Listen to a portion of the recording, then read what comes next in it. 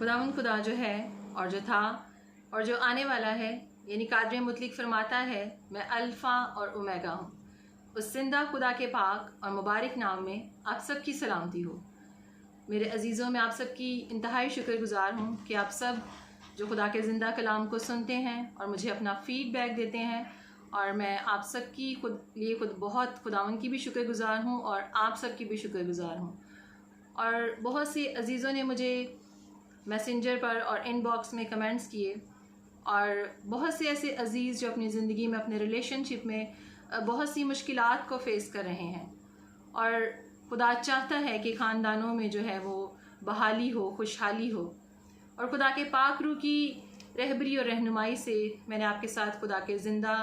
कलाम को, इस कलाम मुक़द्दस की तालीमात को आपके साथ शेयर किया। और मेरे अजीज़ों, जब हम अपना आप खुदावंद के हाथों में दे देते हैं, जब हम अपने रिलेशंस को खुदावंद के हाथों में देते हैं, तो फिर खुदावंद उन रिलेशंस में अपनी मोहब्बत को, अपनी कुदरत को, अपने मौजज़े को उंडेल देता है। और खुदा ख़ानदानों से बेइंतहा मोहब्बत करता है। खुदा ख़ानदानों में खुशहाली और बहाली को चाहता है। और वो बहुत से अजीज़ जो अपने रिश्तों में दुख उठा रहे हैं, और दुश्मन उनके इन रिश्तों में मुख्तलिफ़ तरीक़ों से उन्हें सता रहा है, उन्हें तबाह बर्बाद कर रहा है। लेकिन मेरे अजीज़ों, मेरा ज़िंदा खुदा जो आपका और मेरा ज़िंदा खुदा है, वो मौजूद है, वो ज़िंदा है, वो सुनता है और वो जवाब देता है। जब हम अपने रिश्ते उसके कदमों में ले आते हैं, तो वो उनमें बहाली को, खुशहाली को जो है वो उंडेल देता है। और मेरे अजीज़ों, आज भी मैं आपके साथ खुदा के ज़िंदा कलाम में से, आपके साथ खुदा की मोहब्बत में से, उन रिश्तों के ताल्लुक़ से बयान करूँगी जो मियाँ और बीवी जब अज़दवाज के रिश्ते में एक दूसरे के साथ बन जाते हैं, तो वो अपने साथ और भी बहुत से रिश्तों को लेकर आते हैं। तो इससे पहले कि हम इन पर गौर करें, हम कलाम मुक़द्दस में से सीखें, हम अपनी आंखों को बंद करेंगे और दुआ करेंगे, क्योंकि खुदावंद जो है वो चाहता है कि हम उसकी हजूरी में आएँ, उससे मांगे, उसकी पनाह में आ जाएं। तो फिर वो अपनी मोहब्बत को, अपनी रहनुमाई को, अपनी क़ुव्वत को, अपनी आसमानी हिकमत को हमारे घरानों में जो है वो उंडेलता है, और अपनी मदद को हमारे लिए हर वक्त जो है वो तैयार रखता है।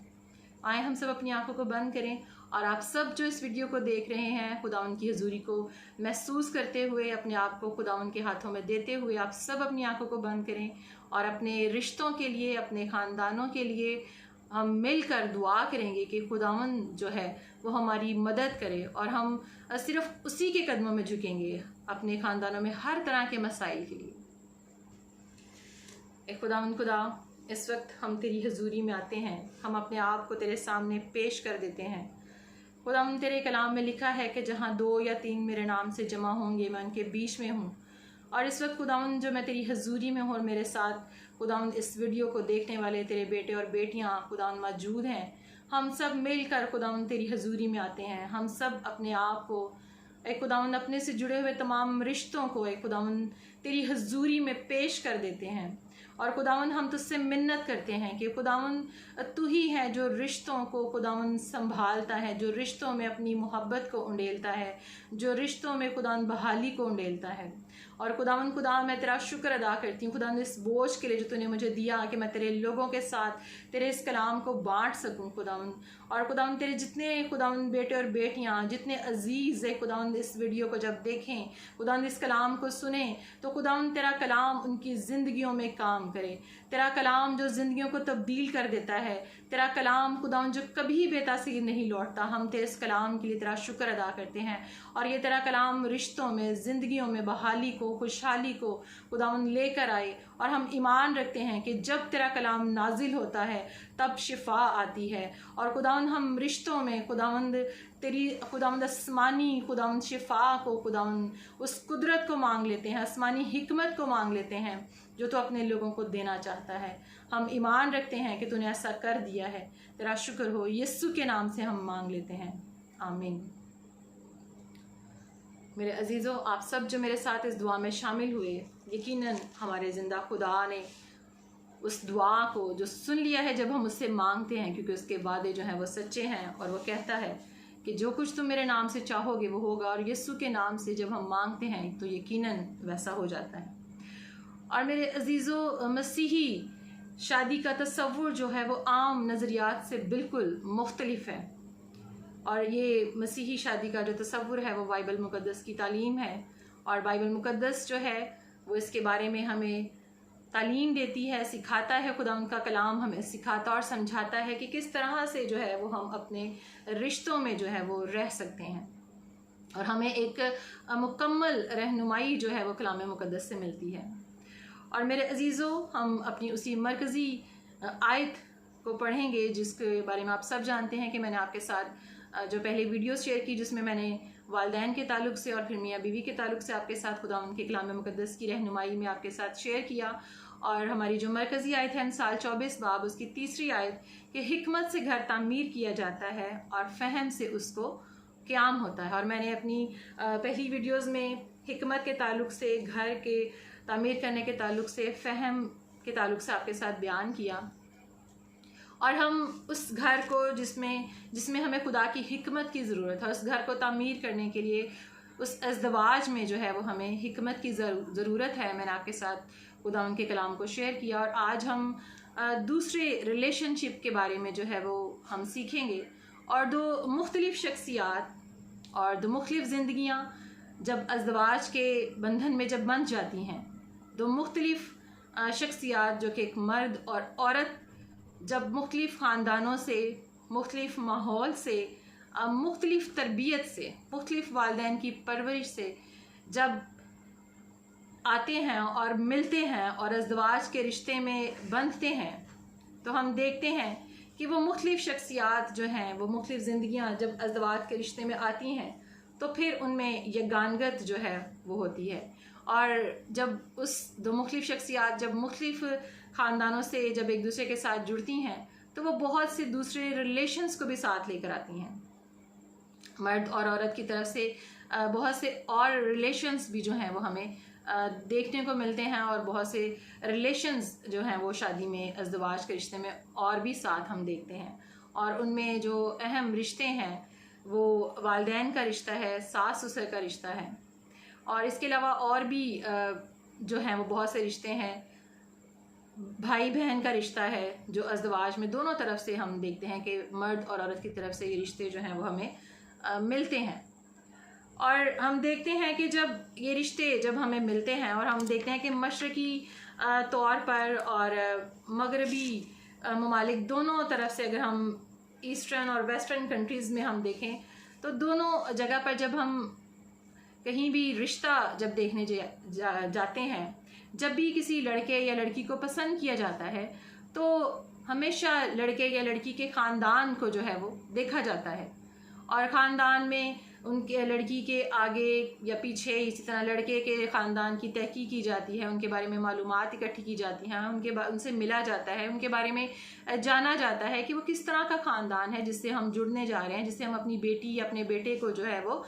उनके साथ मुंसलिक करने जा रहे हैं। तो उससे पहले हम ख़ानदान के बारे में ज़रूर इंफॉर्मेशन को जो है वो हासिल करते हैं, देखते हैं, ख़ानदान से मिलते हैं। और कभी भी हम जानते हैं कि हम किसी भी ऐसे लड़के या लड़की के साथ अपने बेटे या बेटी की शादी करने के लिए तैयार नहीं होते जिसके ख़ानदान का हमें पता नहीं होता या जिसके ख़ानदान के बारे में हम नहीं जानते। तो इस लिहाज से हम देखते हैं कि ख़ानदान किस कदर अहम है। लड़के और लड़की दोनों की तरफ से ख़ानदान को देखना इंतहाई अहम समझा जाता है। और ये इस बात का सबूत है कि ख़ानदान जो है वो भी किस कदर हमारे लिए, इसमें जो दूसरे रिश्ते हैं वो भी हमारे लिए बहुत अहम है। और होश से अगर उसका 11 बाब उसकी 4थी आयत को अगर हम पढ़ें तो वहाँ पर लिखा है कि मैंने उनको इंसानी रिश्तों और मोहब्बत की डोरियों से खींचा। और आप मेरे साथ निकालें इस्तिस्ना 5वां बाब उसकी 16 आयत को अगर हम पढ़ें, आप सब मेरे साथ निकालें। यहाँ पर हम पढ़ेंगे, यहाँ पे कलाम मुक़द्दस में पुराने अहदनामा में इस्तिस्ना की किताब उसका 5वां बाब उसकी 16 आयत में लिखा है, अपने बाप और अपनी माँ की इज़्ज़त करना जैसा खुदावंद तेरे खुदा ने तुझे हुक्म दिया है, ताकि तेरी उम्र दराज हो और जो मुल्क खुदावंद तेरा खुदा तुझे देता है उसमें तेरा भला हो। और फिर हम देखते हैं खरूज 20 बाब उसकी 12 आयत को अगर हम पढ़ें, जिसमें खुदा ने 5वां हुक्म जब मूसा को दिया तो वहाँ पर भी खुदा ने कहा कि तू अपने बाप और अपनी माँ की क्या करना, इज्जत करना, ताकि तेरी उम्र इस मुल्क में जो खुदावन तेरा खुदा तुझे देता है दराज हो। फिर हम इमसाल 23 बाब उसकी 22 आयत को अगर हम पढ़ें तो वहाँ पर लिखा है, आप मेरे साथ इस हवाला को निकालें। इमसाल, पुराने अहदनामा में इमसाल की किताब 23 बाब उसकी 22 आयत को अगर हम पढ़ें तो वहाँ पे लिखा है, अपने बाप का जिससे तू पैदा हुआ शिनवा हो और अपनी माँ को उसके बुढ़ापे में हकीर ना जान। अब खुदावंद का कलाम जो है, बहुत सी हमें ऐसी आयात और बहुत सी ऐसी तालीमात हमें कलाम में नज़र आती हैं, ऐसी तालीम जिससे हमें पता चलता है कि वालिदैन जो हैं या जो माँ बाप हैं, जो रिश्ते हैं, वो किस कदर हमारे लिए अहम हैं। और खुदा ही है जिसने हमें ये रिश्ते दिए हैं, जिसने हमें इन रिश्तों की डोरियों से जो है वो खींचा है। यानी अब ये रिश्ते जो हैं, इनकी इज्जत करना, इनका लिहाज रखना, इनसे मोहब्बत रखना जो है वो हमारे लिए बहुत ज़रूरी है। और हम देखते हैं कि खुदावंद यीशु मसीह ने भी अपने रिश्ते को, अब दुनिया में जब वो आए तो उन्होंने अपने रिश्ते को बहुत अच्छी तरह से उनके साथ अपनी ज़िम्मेदारी को पूरा किया। और हम देखते हैं कि खुदावंद यीशु मसीह जब उन्हें सलीब दी गई, जब वो सलीब पर लटके हुए थे, तो वहाँ पर हम देखते हैं कि जब खुदावंद यीशु मसीह ने तीसरा कलमा जब खुदावंद यीशु ने अदा किया, तो वहाँ पर यीशु ने अपनी माँ से कहा कि ये तेरा बेटा है, और यूहन्ना से कहा कि ये तेरी माँ है। और हम देखते हैं कि खुदावंद यीशु मसीह ने भी इस दुनिया में आकर अपनी माँ से अपनी मोहब्बत और ज़िम्मेदारी के उस काम को जो था वो पूरा किया। और हम देखते हैं कि यीशु मसीह ने उस दुख की हालत में, जबकि वो सलीब पर लटके हुए थे, वहाँ पर भी उन्होंने वालिदैन की तरफ से अपने फ़र्ज़ को जो है वो पूरा किया, अपनी ज़िम्मेदारी को पूरा किया। और उनकी माँ जो, जबकि वो इस दुनिया से जाने को थे और उन्हें इस बात को जानते थे कि अब मैं इस दुनिया में नहीं रहूँगा, अब मैंने अपने बाप की मर्ज़ी को पूरा कर दिया और अब मैंने जाना है, और उन्होंने अपनी माँ को एक ज़िम्मेदार शख्स के सपुर्द किया। उन्होंने यूहन्ना को, जो उनका शागिर्द था, यीशु मसीह ने अपनी माँ को उसके सपुर्द किया। और ये बात हमें जाहिर करती है कि यीशु मसीह ने भी अपने बेटे होने के फ़र्ज़ को पूरा किया, अपनी माँ का ख्याल रखा। और हम देखते हैं कि आम तौर पर हम इस आयत पर गौर करेंगे, जो कि जिसके बारे में हम मुख्तलिफ़ तरह के नज़रियात जो हैं वो पेश किए जाते हैं। और आप मेरे साथ निकालें पैदाइश, पुराने अहदनामा में पैदाइश 2 बाब उसकी 24 आयत। इसमें हम पढ़ेंगे, इसमें यूँ लिखा हुआ है, इस वास्ते मर्द अपने माँ बाप को छोड़ेगा और अपनी बीवी से मिला रहेगा और वो एक तन होंगे। अब वो खुदा जिसने औलाद को माँ बाप की इज़्ज़त करने का हुक्म दिया है, वो खुदा जिसने इंसान को रिश्तों की डोरियों से बांधा है, उनमें उनको जोड़ा है, उनसे उनको खींचा है, और वो खुदा जिसने वालिदैन की इज़्ज़त करने का हुक्म दिया है। और उस हुक्म के साथ फिर हम एक वादा भी देखते हैं। खुदा ने उम्र की दराजी का जो है औलाद को जो है वो हम देखते हैं कि खुदा ने वादा किया है। अब वही खुदा जो कि वालिदैन की इज़्ज़त के बारे में भी हमें सिखाता और समझाता है, उसका कलाम हमारी रहनुमाई करता है, अब वही खुदा के कलाम में ये भी लिखा है कि वो अपने माँ बाप को छोड़ेगा और अपनी बीवी से मिला रहेगा और वो एक तन होंगे। अब खुदा का कलाम जो है वो माँ बाप की इज़्ज़त भी करने को कहता है, और फिर खुदा का कलाम हमें ये भी कहता है कि वो माँ बाप को छोड़ेगा। मेरे अजीज़ों, आज मैं कलाम मुक़द्दस की रहनुमाई में आपसे खुदा के कलाम के इस भेद को बयान करूँगी, उस बोझ को जो उसने मुझे दिया कि मैं आपके साथ शेयर करूँ। और कलाम मुक़द्दस की ये तालीमात जो खुदा चाहता है कि रिश्तों में मोहब्बत को जो है वो उंडेलना चाहता है, और ये कलाम मुक़द्दस की तालीमात हमें सिखाती और समझाती हैं। और आज जब खुदा का पाक रूह आपसे बात करे, आपसे कलाम करे, तो आप अपने रिश्तों में उस रूहानी शिफा को है वो मांग लें और उस बात पर ईमान लाएं। और खुदा सिर्फ जिस्मानी ही शिफा हमें देना नहीं चाहता। मेरे अजीज़ों, हम जिस्मानी शिफाओं के लिए भागते हैं, दौड़ते हैं, बदनी शिफाओं के लिए भागते हैं, लेकिन खुदा हमें रूहानी शिफाएं भी देना चाहता है। खुदा हमारे रिश्तों में भी जो है वो शिफा को उंडेलना चाहता है। और आज खुदा का पाक रूह जब आपको छुए, जब आपसे कलाम करे, तो आप उस कलाम को कबूल करें, उस कलाम को अपने दिलों में बसने दें। और खुदा का पाक रूह जो है वो चाहता है कि रिश्तों में मोहब्बत हो, बहाली हो। और मेरे अजीज़ों, हम देखते हैं कि हर मुल्क, हर इलाके की एक अपनी तहज़ीब और सकाफ़त होती है, और हर इलाके की जो तहज़ीब और जो सकाफ़त होती है वो एक नस्ल से दूसरी नस्ल को जो है वो मुंतकिल की जाती है। और हम देखते हैं कि जो मगरिब ममालिक हैं, वेस्टर्न ममालिक हैं, उनकी एक अपनी तहज़ीब है। वहाँ पर बच्चों को खुद मुख्तारी दी जाती है, वो हर लिहाज से खुद मुख्तार होते हैं, वो हर लिहाज से आज़ाद होते हैं। और वहाँ पर हम देखते हैं कि जब वो जवान होते हैं, जब उनकी शादी होती है, तो बड़ी आसानी से जो है वो मियाँ और बीवी एक इलहदा घर में जो है वो रह सकते हैं, और उनके वालिदैन उन्हें एक इलहदा घर में रहने की इजाज़त देते हैं। और वहाँ पर जब मियाँ और बीवी जो है वो अपना इलहदा घर बसाते हैं और वहाँ पर रहते हैं। लेकिन अगर हम मशरक़ी ममालिक की बात करें, जो वेस्टर्न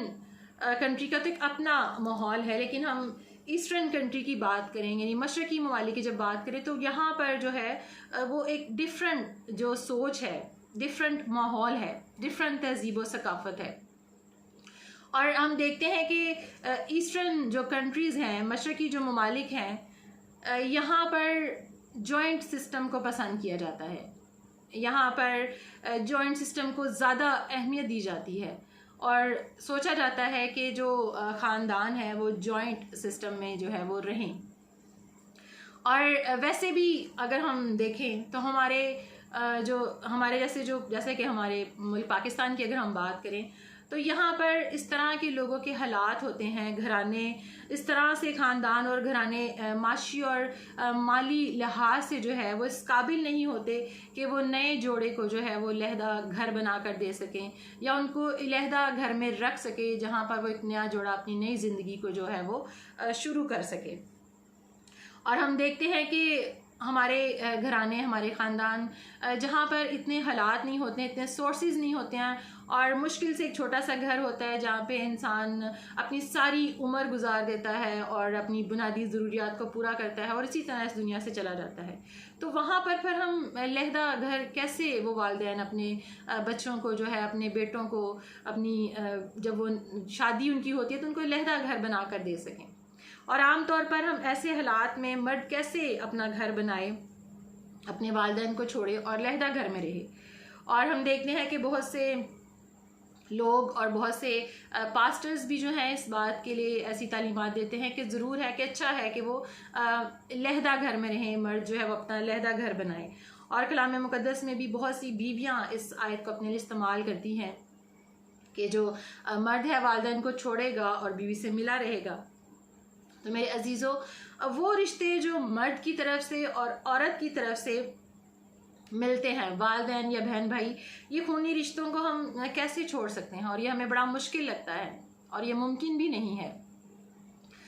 लेकिन मेरे अजीज़ों, यहाँ जो नुक्ता नज़र काबिल गौर है, यहाँ जो बात हो रही है, यहाँ जो खुदा का कलाम हमें सिखा रहा है, खुदा का कलाम जो हमारी रहबरी और रहनुमाई कर रहा है, वो बिल्कुल मुख्तलिफ है। वो कोई और ही नुक्ता नज़र है जो बिल्कुल मुख्तलिफ और सिर्फ आसमानी हिकमत से ही, पाक रूह की मदद और रहनुमाई से ही हम उस नुक्ता नज़र को समझ सकते हैं, और कलाम मुक़द्दस की उस सच्चाई को, उसके भेदों को जो है हम सिर्फ और सिर्फ पाक रूह की रहनुमाई ही से जान सकते और समझ सकते हैं। और मेरे अजीज़ों, वो हिकमत जो आसमानी हिकमत है, जो ऊपर से आती है, हमें उसकी ज़रूरत है खुदा के उन भेदों को समझने के लिए, जानने के लिए। और खुदा का कलाम जो है वो यहाँ हमें एक और ही नुक्ता नज़र जो है वो समझाना चाहता है। और मेरे अजीज़ों, हम देखते हैं कि दो मुख्तलिफ शख्सियात जब मुकम्मल तौर पर एक मर्द की हैसियत से किरदार में आती है, सामने नुमाया होता है, और एक औरत जो है, एक बेटी जो है, वो जब मुकम्मल औरत की सूरत में जो है वो हमें नुमाया किरदार में नज़र आती है। और हम देखते हैं कि मर्द और औरत जो हैं, जब वो बचपन से जवानी में दाखिल होते हैं, जिसे बलोगत के अदवार कहा जाता है। बलोगत यानी जवानी, जिसमें वो दाखिल होते हैं और वो एक मुकम्मल मर्द और औरत की हैसियत से जब वो जवान होते हैं तो फिर वो अज़दवाज के रिश्ते में जब बंधते हैं, जब उनकी शादी होती है तो फिर वो बालिग हो चुके होते हैं और वो बालिग होते हैं, वो अज़दवाज के बंधन में जब बनते हैं तो फिर यहाँ पर जिस तब्दीली की बात हो रही है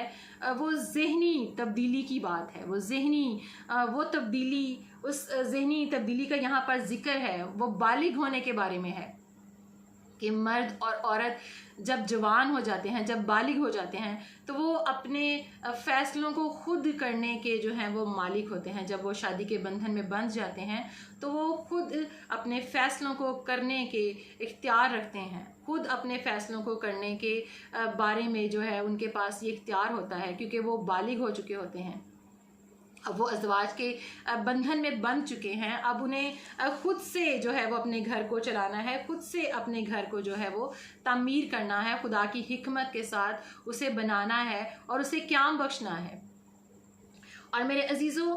वो हिकमत जो खुदा हमें देना चाहता है, जिससे हम अपने घर को तामीर कर सकते हैं और जिसे हमें क़याम बख्शने के लिए खुदा की हिकमत की ज़रूरत है, अब वो घर जो है वो जॉइंट सिस्टम में भी हो सकता है और विदाउट जॉइंट सिस्टम भी हो सकता है। अब ज़रूरी नहीं कि वो हिकमत जिसे हमें घर तामीर करना है वो अगर जॉइंट सिस्टम में होगा तो फिर नहीं होगा, या विदाउट जॉइंट सिस्टम में होगा तो फिर नहीं होगा। खुदा की जो हिकमत है वो हर बात में हमारी रहनुमाई करती है और हर बात में हमारी मदद करती है। अब मर्द और औरत जो कि उम्र बढ़ने के साथ साथ जिस्मानी और ज़हनी तौर पर जब नशोनुमा पा चुके हैं और अब वो इस काबिल हो चुके हैं कि वो अपना घर बनाएं, उसे तामीर करें, अब वो बालिग हो चुके हैं, जवान हो चुके हैं।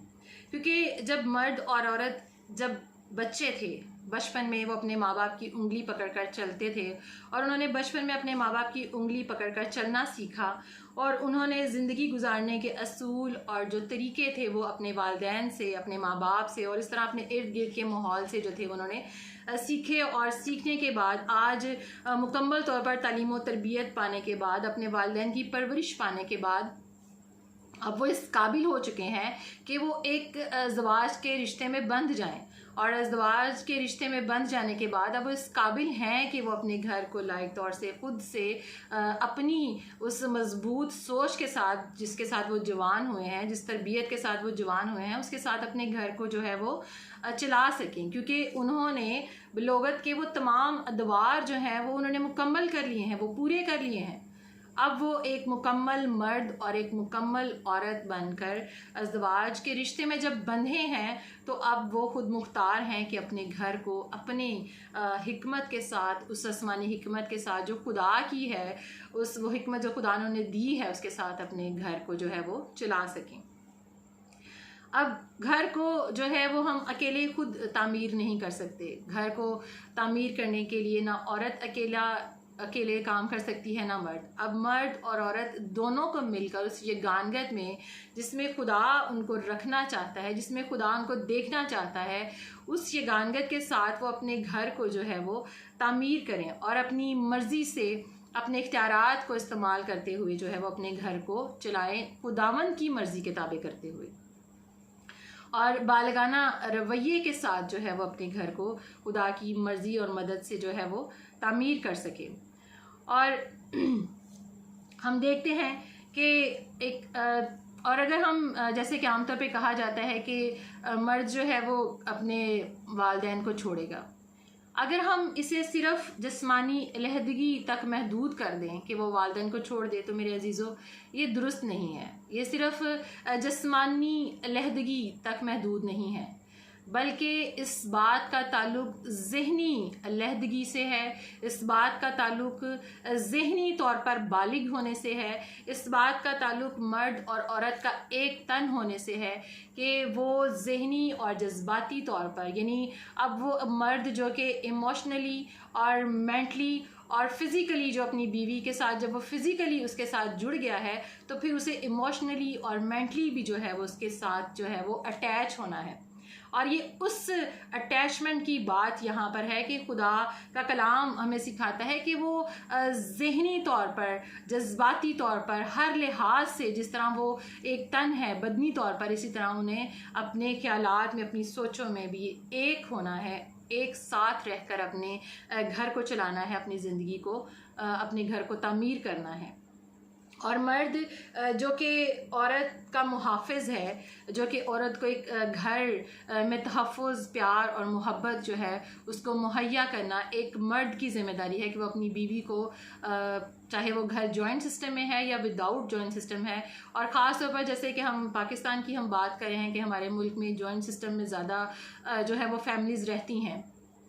और यहाँ पर मर्द को ज़रूरत है कि वो अपनी बीवी को वैसा तहफ़्फ़ुज़, प्यार और ऐसा पुरसकून माहौल मुहैया करे जिसमें वो अपने घर को, अपने बच्चों को जो है वो लायक तौर से जो है उनकी तरबियत और रहनुमाई कर सके। और यहाँ मैं ज़रूर आपसे एक बात शेयर करना चाहूँगी। जब मैं बाइबल स्टडी कर रही थी तो मेरे जो टीचर थे अंकल स्टीफन पॉल, जो कि इमैनुअल पॉल और सैमुअल पॉल के फादर हैं, और सैमुअल पॉल जिन्होंने इस गीत को भी लिखा है कि खोए हुओं के पास जाना है, भटके हुओं को घर लाना है, उनके फादर स्टीफन पॉल मेरे बाइबल टीचर रह चुके हैं। और उन्होंने ड्यूरिंग स्टडी हमारे साथ एक बात शेयर की अपनी फैमिली के ताल्लुक से। उन्होंने कहा कि जब उन्होंने अपने बेटों की शादियां की तो उन्होंने अपने बेटों की शादियां करते साथ ही अपने बेटों को सेपरेट जो है वो घर दिए, और उन्हें इस बात का इख्तियार दिया कि वो अपनी बीवियों को लेकर सेपरेट अपने घरों में रहें, और ताकि वो लायक तौर से जो है वो अपने घरों को बनाएं, अपने घरों को तामीर करें, और खुदा उनकी मर्ज़ी में चलते हुए उन्होंने उनको अलहदा घर बना कर दिए। और मेरे अजीज़ों, उन्होंने ये बात हमारे साथ इसलिए शेयर की कि अच्छा है कि वालिदैन अपने बच्चों को जो है वो सेपरेट घर दें, और ये उनकी एक उनको सेपरेट घर देना और उनको इस तरह से रखना उनकी एक मजबूत परवरिश को जो है वो जाहिर करता है कि अब उन्होंने अपने बच्चों को इस काबिल कर दिया, उनकी परवरिश इस तरह से कर दी है कि अब वो सेपरेट घर में रह सकते हैं। और मुझे उनकी इस बात से बहुत पसंद आई, मुझे उनकी ये बात सीखने को मिली कि यकीनन वो वालिदैन जो अपने बच्चों को सेपरेट सिस्टम देते हैं, सेपरेट माहौल देते हैं, वो उनके लिए एक बेहतरीन मजबूत किरदार अदा करते हैं कि वो उनको सेपरेट घर देते हैं। और ये बहुत अच्छी बात है और वालिदैन को ऐसा करना चाहिए। और अगर कोई बेटा जो है वो बहुत अच्छा कमाता है और उसके पास इतनी इनकम है कि वो अपना सेपरेट घर बना सकता है तो वो ज़रूर ऐसा करे। लेकिन मेरे अजीज़ों, फिर वही बात आ जाती है कि अगर फैमिलीज़, वालिदैन, पेरेंट्स अगर ऐसा नहीं कर सकते तो फिर वो क्या करें। होना तो ऐसा ही चाहिए कि आप अपने बच्चों को जब वो जवान हो गए हैं आप उन्हें खुद मुख्तार कर दें। लेकिन हम देखते हैं कि बहुत से पेरेंट्स का ये शौक़ भी होता है कि हम अपने पोते पोतियों को, अपने बेटों को, अपने बेटों के बेटे देखें, उन्हें प्यार करें, उन्हें अपने साथ रखें। अब अगर हम जॉइंट सिस्टम में हैं तो फिर हमें उसमें कैसे रहना चाहिए, उसमें हम क्या करें। उसके लिए ज़रूर है कि अगर वालिदैन अच्छा है कि वो अगर ऐसा कर दें, वो उनको सेपरेट घर दें, उनको सेपरेट उनका सिस्टम दें ताकि वो अपने बीवी बच्चों के साथ रह सके। लेकिन अगर वो ऐसा नहीं कर सकते तो फिर इस सूरत में वो क्या करें। इस सूरत में फिर उन्हें ज़रूरत है कि वो खुदा की उस आसमानी हिकमत को लेते हुए अपने बच्चों के साथ रहें ताकि उनका घर जो है खुदा में रहते हुए जो है उसमें बेहतरी हो, उसमें खुशहाली हो, उसमें बहाली हो। और ज़रूर है कि वालिदैन को चाहिए कि जब जॉइंट सिस्टम में जब उनके बच्चे उनके साथ होते हैं तो जो वो बेटा जिसको उन्होंने परवरिश कर दी है, जिसको उन्होंने जवान कर दिया है, उसे अपने घर के मामलात को खुद हैंडल करने दें, उसे अपने घर के खुद फैसले करने दें, उसे अपने घर में अपने बच्चों की परवरिश जो है अपने तौर से अपनी बीवी के साथ मिलकर जो है वो खुद करने दें, ताकि वो उनको ये मौका दें, उनको ये टाइम दें, उनको ये वक्त दें कि वो अपने घर में अपने कामों को अपने बच्चों और बीवी के साथ मिलकर उनकी तालीम और तरबियत के काम को जो है वो कर सकें। और ज़रूरत है कि वो मर्द और औरत की जो है वो आपस में जो है वो ऐसी उनकी अंडरस्टैंडिंग हो कि वो मिलकर एक दूसरे को समझते हुए आसमानी हिकमत के साथ जो है वो अपने घर को तामीर कर सकें। और वालिदैन होते हुए ज़रूर है कि वो अपने बच्चों की रहबरी और रहनुमाई करें, और ऐसे वालिदैन जो कि खुदा से जुड़े हुए हैं, जो अपने खुदा को जानते हैं, वो कभी अपने बच्चों की ज़िंदगियों में, उनके मामलात में उस तरह की दखल अंदाज़ी नहीं करते जब तक खुदा उनकी रहनुमाई और रहबरी ना करे। और खुदा जो है वो चाहता है कि मियाँ और बीवी जो कि खुदावन ने उसमें तसलीस का जो अपना अक्स रखा है, उनकी वो यगानगत जो बाप बेटा रूह कुद्स की है, वैसी यगानगत जो खुदा का पाक रूह चाहता है, तो ज़रूर है कि वैसी यगानगत मियाँ बीवी के दरमियान हो, और वालिदैन को जो जॉइंट सिस्टम में है उसके मुताबिक वो अपने बच्चों को बढ़ने दें, उनको रहने दें। और ज़रूर है कि शोहर जो है वो अपनी बीवी को मुश्तरका ख़ानदान में मुकम्मल पुरसकून माहौल जो है वो मुहैया करे, ताकि वो दोनों मियाँ और बीवी जो हैं वो मिलकर अपने ख़ानदान को जो है वो तामीर कर सकें। अब हम देखते हैं कि जब बेटा जो है वो अपनी मर्ज़ी से अपने मामलात को तय करे, अपनी मर्ज़ी से अपने मामलात को अपने घर को रखे, और जॉइंट सिस्टम में रहते हुए वालिदैन जो हैं वो उनमें किसी तरह की ऐसी दखल अंदाज़ी ना करे जिससे उनके बच्चों की जो है वो दिल आज़ारी हो। और साथ ही मैं इस बात को भी शेयर करना चाहूँगी कि बहुत सी जो बीवियाँ हैं जो कि अपने शोहरों से तो ये चाहती हैं कि वो अपने वालिदैन से अलग रहें, अपने वालिदैन से हमें सेपरेट रखें, या वो उनके वालिदैन हमारे मामलात में, अगर वो जॉइंट सिस्टम है तो उनके वालिदैन हमारे मामलात में जो है वो दखल अंदाजी ना करें। तो फिर ज़रूर है कि बीवियाँ जो है उनके लिए भी ये ज़रूर है कि ये सिर्फ बात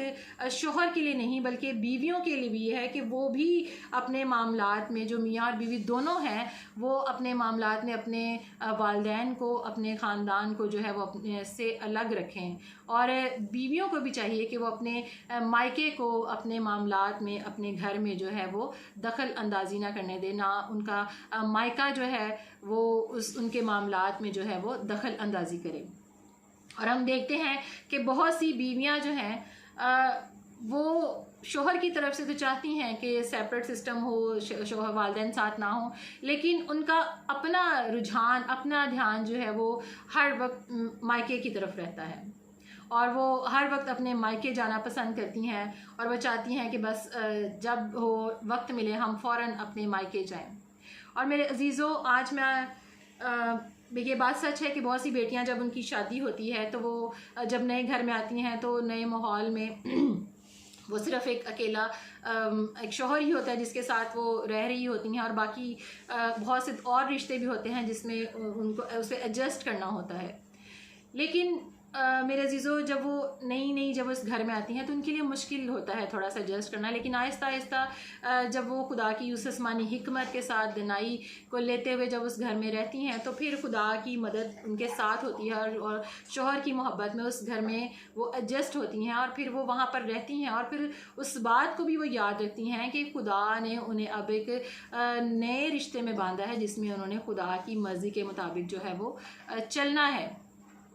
और मेरे अजीज़ों, बहुत सी बेटियां जो हैं, बहुत सी बहुएं जब अपना ध्यान मुसलसल मायके की तरफ रखती हैं, तो मैं आज उनको ये बात यहाँ खुदा के कलाम मुक़द्दस की रहनुमाई में ये बताना चाहती हूँ कि वो सबसे ज़्यादा लॉस जो होता है वो उनके अपने ही घर को इस बात से होता है, उनके अपने ही बच्चों की जो उनको टाइम है वो जो नहीं दे पाती, उनके अपने ही बच्चों की जो एजुकेशन है वो मुतासिर होती है। और बहुत सी बेटियां जो बहुत ज़्यादा अपना ध्यान मायके की तरफ रखती हैं, वो किसी ना किसी तरह से, किसी ना किसी लिहाज से वो अपनी तमाम उन जिम्मेदारियों में कोई ना कोई ऐसी कमी हमें ज़रूर नज़र आती है, या वो अपने बच्चों की एजुकेशन पर ध्यान नहीं उनसे दिया जाता, और ना ही वो अपने घर के कामों को लायक तौर से कर पाती हैं। और इस तरह जब वो इस बात को अपने जहन में रखती हैं कि वो बस अपने मायके जाएँ, अपने बहन भाइयों का तरफ ध्यान रखें, तो फिर वो अपने उस नए घर को, उस नए घर में रहते हुए अपने बच्चों की तालीम और तरबियत को जो है वो इग्नोर कर देती हैं, और जो बिल्कुल दुरुस्त नहीं है, क्योंकि अब वो नए घर में, नए ख़ानदान में अपने बच्चों और अपने शोहर जो है वो उनकी सबसे बड़ी ज़िम्मेदारी है, और उन्हें उस ज़िम्मेदारी को जो है वो पूरा करना है। और जब वो अपने मायके की तरफ अपना ध्यान रखती हैं तो फिर इस तरह से वो अपने घर को, अपने बच्चों की बहुत सी जिम्मेदारियों को जो है वो इग्नोर कर देती हैं, और इससे सबसे बड़ा लॉस उनके घर को होता है, और जो कि वो घर जिसको खुदा चाहता है कि वो पूरी तवज्जो के साथ जो है वो तैयार करे, उसे बनाए। और मेरे अजीज़ों, हरगिज़ ये नहीं कि वो अपने मायके ना जाए, ज़रूर जाए, वहाँ पे टाइम भी स्पेंड करे, लेकिन हर चीज़ में एक तरीक़ाकार होना चाहिए। ये नहीं कि वो हर रोज़, हर दिन, हर हफ्ते अपने बच्चों की ज़िम्मेदारियों को, अपने बच्चों की एजुकेशन को छोड़कर अपने मायके में टाइम स्पेंड करे। क्योंकि मेरे अजीज़ों, वो बेटियां जो ऐसा करती हैं वो अपने बच्चों की सबसे ज़्यादा, जो मैंने आपसे पहले भी कहा कि वो अपने काम को, अपने घर को जो है वो लायक तौर से नहीं कर पाती, क्योंकि घर में इस कदर इतने काम होते हैं। अगर आप अपने कामों को करना शुरू करें तो घर में इस कदर काम होते हैं कि आपके अपने बहुत से काम होते हैं, इसके अलावा आपके बच्चों से रिलेटेड आपके बहुत से काम होते हैं, उनकी एजुकेशन से रिलेटेड, आपके शोहर से रिलेटेड आपके बहुत से काम होते हैं। और बहुत सी बेटियां जो अपना घर बार छोड़कर ज़्यादा वक्त मायके में गुजारती हैं तो वो ज़रूर अपनी इन जिम्मेदारियों में कहीं ना कहीं कोताही करती हैं, जो कि उन्हें चाहिए कि वो ना करें, बल्कि अपने घर में रहकर लायक तौर से और एक मुनासिब वक्त निकाल कर अपने ज़रूर अपने घर वालों से मिले, लेकिन उनकी अवलियत जो तरजीह है वो उनका घर, उनका शोहर, उनके बच्चे होने चाहिए, जो उनकी ज़िम्मेदारी है, जिसकी उन्होंने परवरिश करनी है। और कलाम के मुताबिक एक जो दना औरत है वो ऐसा कभी नहीं करेगी। और कलाम में ये भी लिखा है कि नादान औरत अपने ही हाथों से अपने घर को बर्बाद करती है। और ये वो औरतें हैं जो बहुत सा ध्यान अपने मायके की तरफ रखती हैं और वहाँ जाना ज़्यादा पसंद करती हैं। इस तरह से वो अपने घर को, अपने घर की जिम्मेदारियों को जब पूरा नहीं करती तो वो ऐसी औरत हैं जो कि नादान औरत है, जो कि अपने ही हाथों से अपने घर को तबाह और बर्बाद करती हैं, अपने बच्चों की तरफ से अपनी ज़िम्मेदारियों को इग्नोर करते हुए उन कामों को पूरा नहीं कर पाती। लेकिन मेरे अजीज़ों, एक समझदार औरत, एक दना औरत जो खुदा से प्यार करती है, जो अपनी ज़िम्मेदारियों को जानती है, समझती है, वो कभी भी अपनी ज़िम्मेदारियों से इनकार नहीं करेगी।